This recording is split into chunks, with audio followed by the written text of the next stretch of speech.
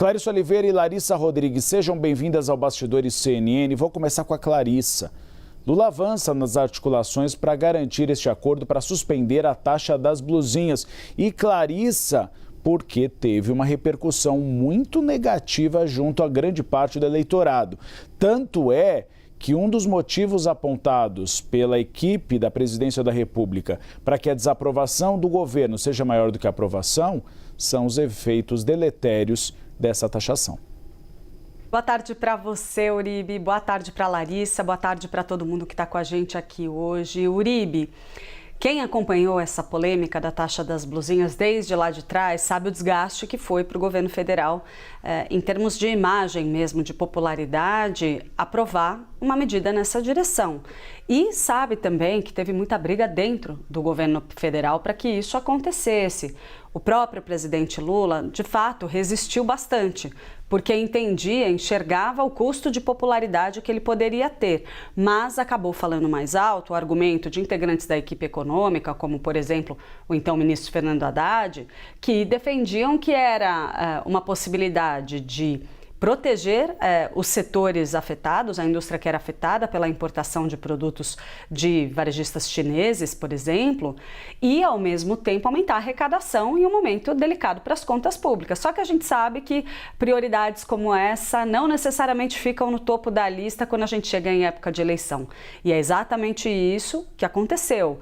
Chegando perto da eleição, o governo decidiu suspender essa cobrança, mas se beneficiou dela durante todos os meses que antecederam. Então, o cenário que a gente tem agora é o presidente Lula só alinhando ali com Davi Alcolumbre e com Hugo Motta algo que é interessante para esses três personagens alardear para a opinião pública em tempo de eleição. Quer dizer, nós estamos acabando com a taxa das blusinhas, uma taxa que todos nós ajudamos a criar, porque o governo federal pode ter patrocinado essa cobrança, o ministro Fernando Haddad pode ter arcado sozinho com essa conta em grande medida, mas, no fim das contas, foi o Congresso Nacional que aprovou com a articulação de vários setores, vários partidos, várias bancadas. Então, em época de eleição muda-se a chavinha, a gente vai para o pragmatismo, a gente vê esses agentes políticos, todos eles envolvidos, é claro, em uma estratégia para tentar melhorar a popularidade em ano de eleição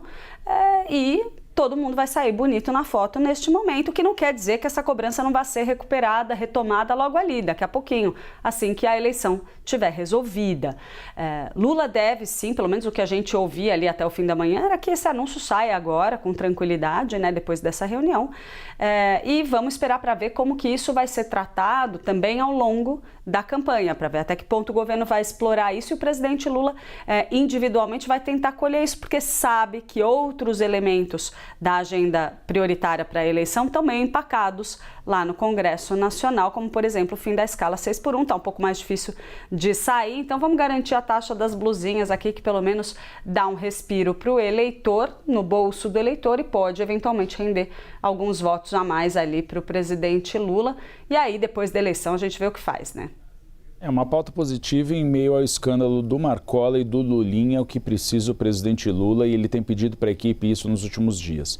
Eu preciso de pautas positivas para tentar ofuscar esse escândalo e tentar pautar, de uma certa forma, a discussão pública, porque Flávio Bolsonaro conseguiu um respiro, e a gente viu que nas pesquisas eleitorais ele teve oscilações positivas, agora voltou o maremoto do caso Dark Horse, que também não desenha um bom cenário para Flávio Bolsonaro.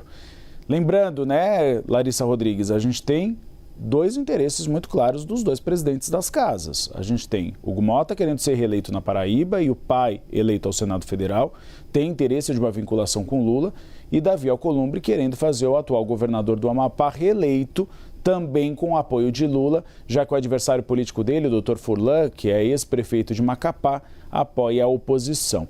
Você ontem trouxe um termômetro para a gente sobre a votação da PEC do fim da escala 6x1. O senador Omar Aziz, ele prometeu entregar o parecer.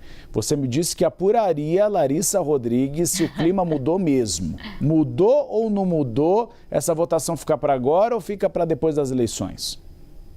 E essa cobrança ao vivo, Gustavo Uribe, bom dia para você, boa tarde. Eu estava no live, estou dando bom dia ainda, mas já passamos do meio-dia. Boa tarde para você e para quem acompanha a gente. Uribe, antes de responder a sua pergunta, eu queria trazer para esse nosso termômetro essa postagem que você leu há pouco do presidente da República. Me chamou muito a atenção e eu fui disparando algumas mensagens aqui para a gente entender. Não é de praxe, para não dizer que quase nunca acontece, que o presidente venha no Twitter, tuitar, né, no antigo Twitter, né? Enfim, vem às redes sociais informar que ele vai encontrar o presidente da Câmara e do Senado para debater pauta.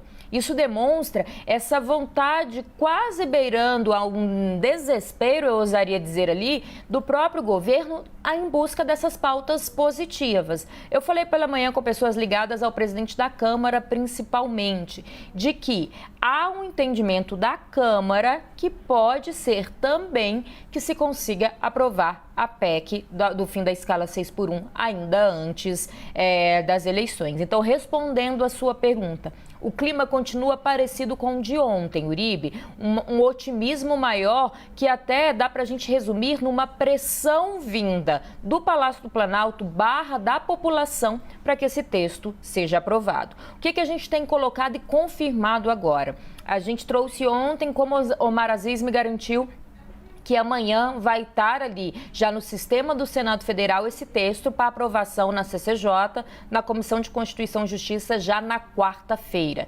O que isso significa? Ele antecipa e protocola esse texto, entrega já, como ele pretende fazer amanhã, já na próxima quinta-feira, para que se dê tempo dos senadores entenderem esse texto, até porque o entendimento é que não precisa de tanto tempo assim, que o texto vai ser o mesmo que veio da Câmara dos Deputados, mas para romper qualquer tentativa ou minimizar de argumentos de pedido de vista, de que os senadores não teriam conhecimento desse texto. Então, ele antecipa e protocola já para acelerar a tramitação, para que se consiga votar já na quarta-feira, pela manhã, na Comissão de Constituição e Justiça, esse texto.